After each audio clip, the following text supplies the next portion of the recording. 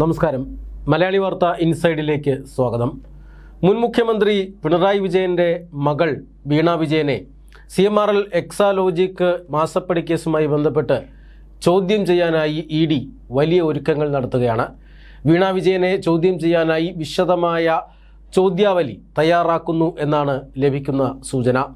CMRL എന്ന സർക്കാരിനു കൂടി പങ്കാളിത്തമുള്ള ഓഹരി പങ്കാളിത്തമുള്ള ഒരു സ്ഥാപനം, ആ സ്ഥാപനത്തിൽ നിന്നും മറ്റൊരു സ്വകാര്യ സ്ഥാപനമായ എക്സാലോജിക്കിലേക്ക് ഒഴുകിയ പണത്തിൻ്റെ കണക്ക്, ആ പണം എന്തിനു വേണ്ടിയാണ് ഇങ്ങോട്ടേക്ക് മാറ്റിയത്, അതിനുശേഷം ഈ പണം സമാഹരിക്കപ്പെട്ടിട്ടുള്ള ഈ പണം എന്തിനു വേണ്ടി ഉപയോഗിച്ചു എന്നതടക്കമുള്ള കാര്യങ്ങൾ വെളിച്ചത്ത് കൊണ്ടുവരുന്നതിന് അനുസൃതമായിട്ടാണ് ED ചോദ്യാവലി തയ്യാറാക്കിയിരിക്കുന്നത്. ചോദ്യാവലിയുടെ അടിസ്ഥാനത്തിൽ വീണയെ വിശദമായും ശാസ്ത്രീയമായും ചോദ്യം ചെയ്യാനാണ് എൻഫോഴ്സ്മെൻറ്റ് ഡയറക്ടറേറ്റ് ഇപ്പോൾ ഒരുക്കങ്ങൾ നടത്തുന്നത്. വെള്ളിയാഴ്ചയാണ് വീണയോട് ചോദ്യം ചെയ്യലിന് ഹാജരാകാൻ നിർദ്ദേശിച്ചിരിക്കുന്നത്. വീണ മാത്രമല്ല, കേസിലെ പ്രധാന പ്രതികളായിട്ടുള്ള ശശിധരൻ കർത്തയടക്കമുള്ള 9 പ്രതികൾക്ക് നോട്ടീസ് അയച്ചിട്ടുണ്ട്. ഇവരെ ചോദ്യം ചെയ്യുന്നതിൽ നിന്നും കള്ളപ്പണത്തിൻ്റെ ഒഴുക്ക്, അതുമായി ബന്ധപ്പെട്ട വ്യക്തത വരുമെന്നാണ് ED പ്രതീക്ഷിക്കുന്നത്. EDക്ക് മുന്നിൽ ഇവരെ ചോദ്യം ചെയ്യുന്നതിന് മുമ്പ് ഒട്ടനവധി രേഖകളുണ്ട്. ED ഈ കേസിനെ കുറിച്ച് കഴിഞ്ഞ കുറേ ദിവസങ്ങളായി പഠിച്ചുകൊണ്ടിരിക്കുകയാണ്. EDയെ സംബന്ധിച്ചിടത്തോളം ഈ കേസിൽ ഇപ്പോൾ വ്യക്തത കുറവൊന്നുമില്ല. കാരണം ഇവർ കേസ് രജിസ്റ്റർ ചെയ്തിരിക്കുന്നത് 2024 നിയമക്കുരുക്കുകളിൽ പെടുത്തിയാണ് ED അന്വേഷണം ഇതുവരെയും പിണറായി വിജയൻ തടഞ്ഞു വച്ചിരുന്നത്. എന്നാൽ ഇപ്പോൾ അതങ്ങനെയല്ല. ED അതിവേഗം കാര്യങ്ങൾ മുന്നോട്ട് പോവുകയാണ്. നിയമക്കുരുക്കിൽപ്പെട്ട് കിടന്ന അത്രയും ദിവസം ED ഗൃഹപാഠത്തിന് ഉപയോഗിച്ചു എന്ന് വേണം കരുതാൻ. ഒരു പ്രൊസീജിയർ എന്ന നിലയിലാണ് പിണറായി വിജയൻ്റെ വസതി അടക്കം ഒട്ടനവധി കേന്ദ്രങ്ങളിൽ പരിശോധന ആദ്യം നടത്തിയത്. അതിനുശേഷം വിശദമായ ചോദ്യം ചെയ്യൽ എന്ന നിർണായകമായ ഘട്ടത്തിലേക്ക് ED അന്വേഷണം കടക്കുകയാണ്. ചോദ്യം ചെയ്യലിന് മുമ്പ് ED അന്വേഷിച്ചത് SFIO റിപ്പോർട്ടിൻ്റെ വിശദാംശങ്ങളാണ്. SFIO റിപ്പോർട്ടിൽ ഏതാണ്ട് 134 രേഖകളുണ്ട്. ഈ രേഖകൾ എത്രയും വേഗം തങ്ങൾക്ക് കൈമാറണമെന്ന് എൻഫോഴ്സ്മെൻറ്റ് ഡയറക്ടറേറ്റിൻ്റെ മേധാവി SFIOയോട് ആവശ്യപ്പെട്ടിട്ടുണ്ട്. മാത്രമല്ല, റെയ്ഡുകളിൽ പിടിച്ചെടുത്ത രേഖകൾ, അതോടൊപ്പം തന്നെ വീണ വിജയൻ്റെ ഫോൺ ഫോറൻസിക് പരിശോധനയ്ക്ക് അയച്ച റിപ്പോർട്ട്, ഇതെല്ലാം ചോദ്യം ചെയ്യുന്ന സമയത്ത് EDയുടെ മേശപ്പുറത്തുണ്ടാകുമെന്നാണ് സൂചന. അതുകൊണ്ട് തന്നെ ചോദ്യങ്ങൾ അത്രമാത്രം മൂർച്ചയേറിയതായിരിക്കും. ഈ ചോദ്യങ്ങൾക്ക് വീണ വിജയന് ഉത്തരം പറയാൻ കഴിയുമോ എന്നതാണ് ഏറ്റവും പ്രധാനപ്പെട്ട കാര്യം. അങ്ങനെ ഉത്തരം മുട്ടിയാൽ തീർച്ചയായും അറസ്റ്റ് അടക്കമുള്ള കാര്യങ്ങളിലേക്ക് പോകും. അറസ്റ്റ് വീണ വിജയനെ മാത്രമാവില്ല, ഒരുപക്ഷെ ശശിധരൻ കർത്തയടക്കമുള്ള മറ്റു പ്രതികളെയും അറസ്റ്റ് ചെയ്യാനുള്ള സാധ്യതയുണ്ട്.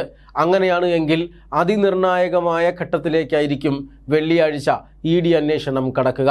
ഒരു സംസ്ഥാന മുഖ്യമന്ത്രിയായിരുന്ന വ്യക്തിയുടെ മകളെയാണ് ഇത്തരത്തിൽ അറസ്റ്റ് ചെയ്യപ്പെടുക. നേരത്തെ തന്നെ ദില്ലി മദ്യനയ അഴിമതി കേസുമായിട്ടൊക്കെ ബന്ധപ്പെട്ട് തെലങ്കാന മുഖ്യമന്ത്രിയായിരുന്ന KCRൻ്റെ മകൾ K കവിതയെ ഒക്കെ അറസ്റ്റ് ചെയ്ത് കൊണ്ടുപോകുന്നത് നമ്മൾ കണ്ടിട്ടുണ്ട്. സമാനമായ രീതിയിലാണ് കേരളത്തിൽ മുഖ്യമന്ത്രി പദത്തിൽ നിന്നും താഴെ ഇറങ്ങിയ ഉടനെ പിണറായി വിജയൻ്റെ മകളെ ED കസ്റ്റഡിയിലെടുക്കുന്നത്. എന്തായാലും ഈ കസ്റ്റഡിയിലെടുക്കുന്നതടക്കമുള്ള കാര്യങ്ങളിലേക്ക് കടന്നു കഴിഞ്ഞാൽ പാർട്ടിയുടെ ഒരു ഇടപെടൽ അതുണ്ടാവില്ല എന്ന് ഏറെക്കുറെ ഉറപ്പായി കഴിഞ്ഞിരിക്കുന്നു. പാർട്ടി കഴിഞ്ഞ ഈ പിണറായി വിജയൻ്റെ വസതിയിൽ നടത്തിയ റെയ്ഡ്, ആ റെയ്ഡ് നടന്നുകൊണ്ടിരിക്കുന്ന സമയത്ത് ഉയർത്തിവിട്ട കലാപം, അതൊന്നും തന്നെ ഈ അറസ്റ്റ് സമയത്തോ അല്ലെങ്കിൽ ചോദ്യം ചെയ്യൽ സമയത്തോ ഉണ്ടാകില്ല എന്നാണ് സൂചന. കാരണം പാർട്ടി പാഠം പഠിപ്പിച്ചിരിക്കുന്നു. നിരവധി സഖാക്കളെ കൊണ്ട് അവിടെ ലഹള ഉണ്ടാക്കിക്കുകയും ED ഉദ്യോഗസ്ഥരെ ആക്രമിക്കുകയും ഒക്കെ ചെയ്തു CPM. എന്ന് പുറം ലോകം കാണുമെന്നറിയാതെ ജയിലിനകത്ത് ഉണ്ടതിന്ന് കഴിയുകയാണ്. അതുകൊണ്ട് തന്നെ പാർട്ടി ഒരു കാരണവശാലും വീണ വിജയനെ ചോദ്യം ചെയ്യുകയോ കസ്റ്റഡിയിലെടുക്കുകയോ ചെയ്താൽ പ്രതിഷേധം സംഘടിപ്പിക്കില്ല, അത്തരത്തിലുള്ള പ്രതിഷേധങ്ങൾ സംഘടിപ്പിക്കില്ല എന്നാണ് സൂചന. കാരണം വീണ വിജയൻ CPMൻ്റെ ആരുമല്ല, പാർട്ടി മെമ്പറല്ല. അതുകൊണ്ട് തന്നെ CPMന് ഇക്കാര്യത്തിൽ ഇടപെടേണ്ട കാര്യമില്ല. എന്തുകൊണ്ടാണ് ആദ്യം റെയ്ഡ് നടന്നപ്പോൾ ഇത്തരത്തിലുള്ളൊരു ഇടപെടൽ ഉണ്ടായത് എന്ന് പാർട്ടിക്ക് ഇപ്പോഴും ഉത്തരമില്ല. CMRLും എക്സാലോജിക്കും തമ്മിൽ നടന്നത് അനധികൃതമായ പണമിടപാടാണോ അല്ലെങ്കിൽ അധികൃതമായ നിയമപരമായ പണമിടപാടാണോ എന്നത് സംബന്ധിച്ചത് തർക്ക വിഷയമാണ് എന്നാണ് ഇപ്പോൾ പാർട്ടിയുടെ നിലപാട്. നേരത്തെ പൂർണ്ണമായും ന്യായമായ തുകയാണെന്നും കള്ളപ്പണമല്ലെന്നും അത് ബാങ്ക് വഴി സ്വീകരിച്ചതാണെന്നും നികുതി അടച്ചതാണെന്നുമൊക്കെയാണ് നേരത്തെ CPM ക്യാപ്സ്യൂളുകൾ ഇറക്കിയിരുന്നത്. പക്ഷേ ആ നിലപാടിൽ നിന്ന് വിട്ട് ഇതൊരു തർക്ക വിഷയം എന്ന രീതിയിലേക്ക് കാര്യങ്ങൾ പോയിരിക്കുന്നു. കഴിഞ്ഞ ദിവസം മാധ്യമപ്രവർത്തകരെ കണ്ട CPM നേതാവ് ജോൺ ബ്രിട്ടാസ് പറഞ്ഞത് അങ്ങനെയാണ്.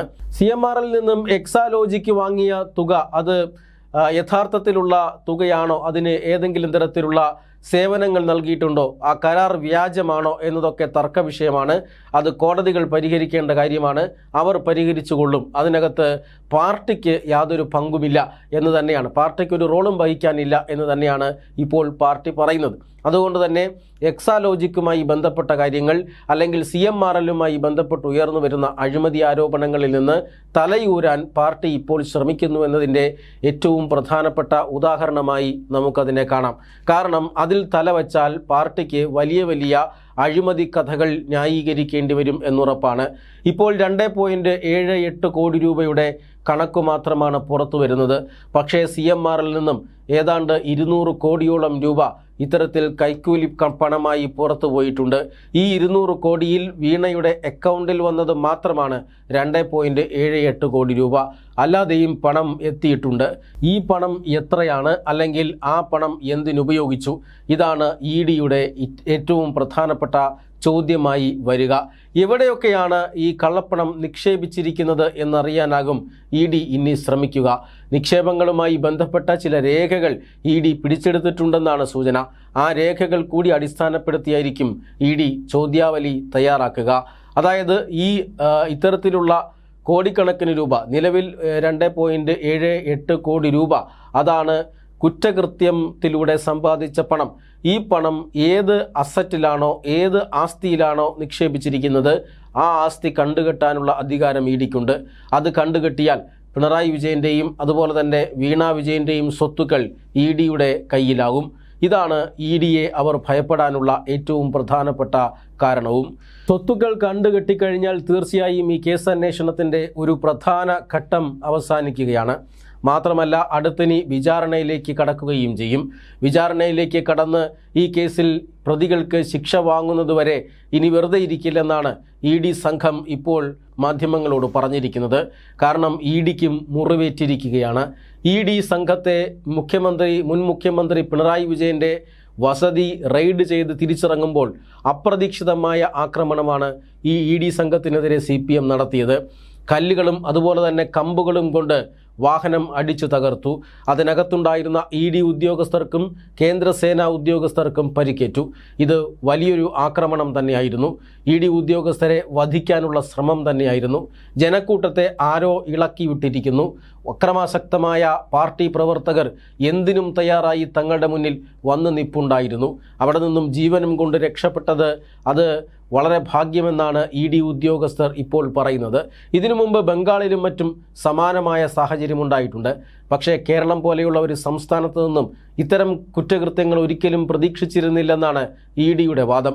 മാത്രമല്ല ED ഇപ്പോൾ ഈ EDയെ ആക്രമിച്ച കേസിൻ്റെ അന്വേഷണത്തെ വളരെ സൂക്ഷ്മമായി തന്നെ വിലയിരുത്തുന്നുണ്ട്.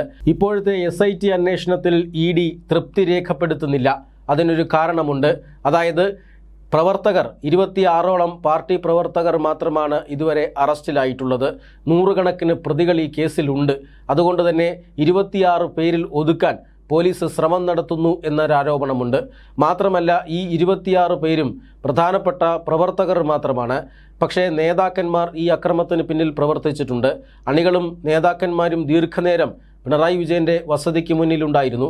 അവർ ഗൂഢാലോചന നടത്തുകയും വാട്സാപ്പ് ഗ്രൂപ്പുകളിലൂടെ കൂടുതൽ അണികളെ ഈ പിണറായി വിജയൻ്റെ വസതിയിലേക്ക് വിളിപ്പിക്കുകയും ഒക്കെ ചെയ്തിരുന്നു.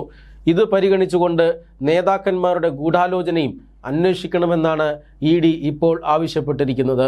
അത്തരം കാര്യങ്ങളിലേക്ക് അന്വേഷണം കടന്നില്ലെങ്കിൽ കേന്ദ്ര അന്വേഷണം ആവശ്യപ്പെടാനും ED ഇപ്പോൾ തീരുമാനിച്ചിട്ടുണ്ട്. കഴിഞ്ഞ ദിവസം ED മേധാവിയുടെ അല്ലെങ്കിൽ ED ഡയറക്ടറിൻ്റെ നേതൃത്വത്തിലാണ് കേരളത്തിൽ വളരെ വിശാലമായ അല്ലെങ്കിൽ വളരെ ഉന്നതതല യോഗം ചേർന്നത്. ഈ യോഗം മുഴുവനായും ചർച്ച ചെയ്തത് മുൻ മുഖ്യമന്ത്രി പിണറായി വിജയൻ്റെ മകൾ പ്രതിയായിട്ടുള്ള ഈ എക്സാലോജിക് കേസുമായി ബന്ധപ്പെട്ട കാര്യങ്ങൾ തന്നെയായിരുന്നു. ഈ കേസിൻ്റെ മുന്നോട്ടുള്ള പോക്ക് എങ്ങനെയായിരിക്കും, എവിടെ നിന്നൊക്കെ ആയിരിക്കാം ഇനി ഈ തടസ്സവാദങ്ങൾ ഉണ്ടാവുക, കോടതിയടക്കം ED അന്വേഷണവുമായി മുന്നോട്ട് പോകാം എന്ന് പറഞ്ഞ സ്ഥിതിക്ക് അതിവേഗതയിൽ കേസ് അവസാനിപ്പിക്കുക, സ്വത്തുക്കൾ കണ്ടുകെട്ടുക എന്നതൊക്കെയാണ് ഇ ഡിയുടെ തീരുമാനം. അതിലേക്ക് അതിവേഗത്തിൽ തന്നെ ഇ ഡി ഇപ്പോൾ എത്തിക്കൊണ്ടിരിക്കുകയാണ്. 134 രേഖകൾ അത് അതിവേഗം തന്നെ എത്രയും വേഗം വെള്ളിയാഴ്ചയ്ക്ക് മുമ്പ് തന്നെ ഇ ഡിയുടെ ടേബിളിൽ എത്തിക്കാനാണ് SFIOയ്ക്ക് ഇ ഡി നിർദ്ദേശം നൽകിയിരിക്കുന്നത്. അതുകൊണ്ട് തന്നെ ഇ ഡി വളരെ വേഗതയിലാണ് കാര്യങ്ങൾ നീക്കുന്നത് എന്ന് തന്നെ പറയാം. വെള്ളിയാഴ്ച ചോദ്യം ചെയ്യലുണ്ടായാൽ അറസ്റ്റ് നടക്കും. അറസ്റ്റ് നടന്നു കഴിഞ്ഞാൽ തൊട്ടു പിന്നാലെ സ്വത്തുക്കൾ കണ്ടുകെട്ടി എന്ന വാർത്ത വരും. അതിനുശേഷം പിന്നെ വിചാരണയിലേക്ക് ഈ കേസ് കടക്കുകയും ചെയ്യും.